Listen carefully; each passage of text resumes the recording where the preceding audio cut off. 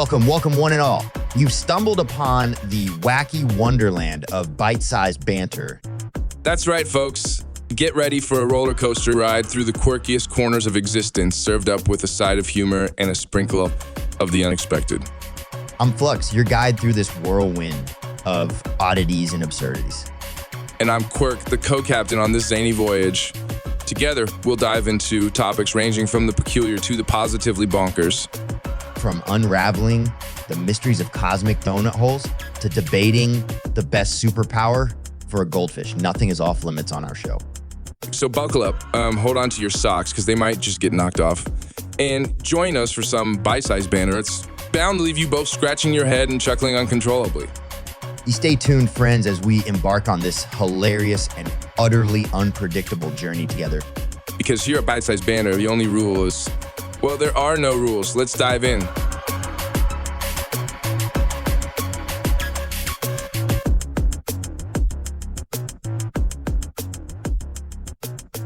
Welcome back, everyone, to another episode of Byte-Sized Banter. Ready to rock this podcast, Flux? Absolutely, Quirk. And speaking of rocks, today's topic is sure to be a solid one. Oh, you mean rock solid? We're diving into the mystical world of pet rocks. That's right. Pet rocks, those faithful companions that never roll away from you. I've always wondered, Flux, what's the secret behind training these little guys? Do you use treats made of pebbles? Maybe sprinkle some gravel for positive reinforcement, but seriously, Quirk, let's explore the art of training a pet rock. Do you go for the smooth ones or do the rough-edged ones have more potential? I've heard rumors of rock whisperers who claim they can hear the rock's desires. Do you think they ask for a specific quarry or a spot treatment at a rock polisher? And what about leash training? Is a shoestring or a piece of licorice more effective? The big questions of pet rock ownership. I'm envisioning a pet rock Olympics, dude. Events like the rock roll, the endurance sit still, and the high jump, which admittedly might not have much movement. You know, some say that pet rocks have secret societies underground, literally underground. What do you think they discuss during their rock meetings? Oh, I bet they're plotting how to become bolder than ever. Speaking of which, how do you take a pet rock for a walk in a gravel driveway without it feeling insecure? Maybe give it a small pickaxe for a sense of purpose. Or a miniature hard hat for safety? But wait, Flux, do pet rocks get lonely? Should we introduce the concept of pet pebbles for companionship? Good point. I mean, rocks are pretty solid companions, but sometimes even they might feel a bit sedimentary being alone. Exactly. Imagine the joy of a pet rock finding its soul pebble mate. It's a rock romance waiting to happen, man. But how would you introduce them? A rock dating app, maybe Rock Rendezvous or Pebble Match. And what about compatibility? Would they bond over shared geological interests or perhaps argue about rock formations? Oh, the drama. You're just too metamorphic for me. That could be a breakup line. Oh, but hey, if a pet rock finds its perfect pebble, they could create a rock garden together. The ultimate rock solid relationship goal. So, Quirk, speaking of relationships, do you think that pet rocks have pet peeves? That's a rocky road to navigate. I bet they get annoyed if you take them for granted or if you don't give them enough attention. You know, Quirk, I've been wondering, what kind of movies do you think pet rocks enjoy? Great question, dude. I bet they'd be into classics like The Flintstones or Rocky. Those are pun-tastic choices, but would they prefer action-packed adventures or romantic rockumentaries? It's hard to say, Flux. They might enjoy both, but action films could make them feel like they're on a wild rock and roll journey. And what about snacks during movie night? Popcorn might be a bit too big for them. Maybe they go for popcorn-sized pebbles. That's a creative solution. Instead of soda, they could have fizzy mineral water. You know, it just occurred to me, man, do pet rocks have their own rock and roll music preferences? That's an intriguing thought, Flux.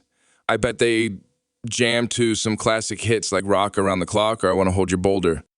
Those song titles are pure geological gold, but would they sway to the rhythm of a metronome or perhaps to the natural vibrations of the earth? Good question. I imagine they'd be in tune with the earth's rhythm, making them the ultimate earth-loving creatures.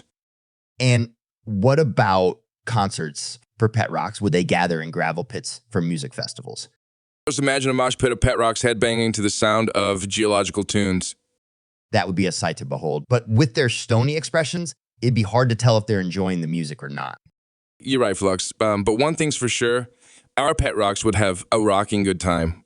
But what about vacations? Do you think pet rocks yearn for a change of scenery? Imagine them gazing at mountain ranges or admiring the seashore.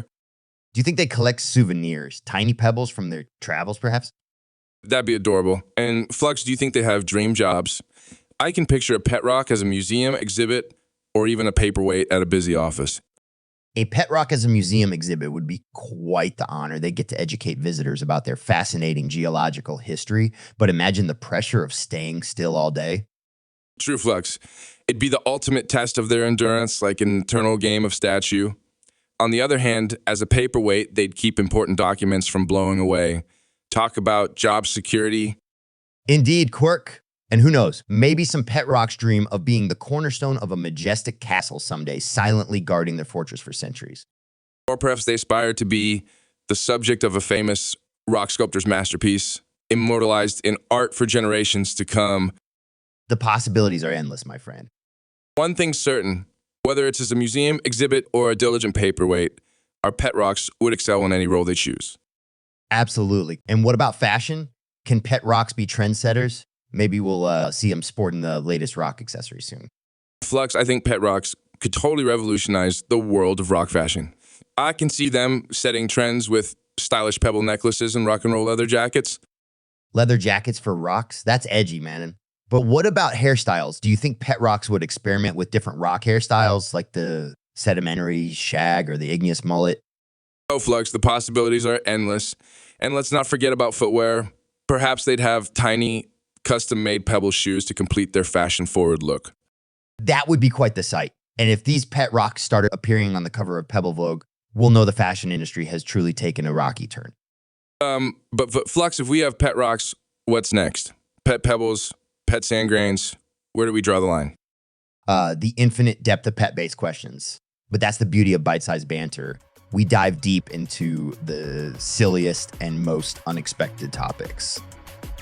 On that note, folks, let's wrap up this episode of Byte-Sized Banter. Remember, stay grounded and keep rocking. Until next time, keep the laughter rolling and the pet rocks strolling.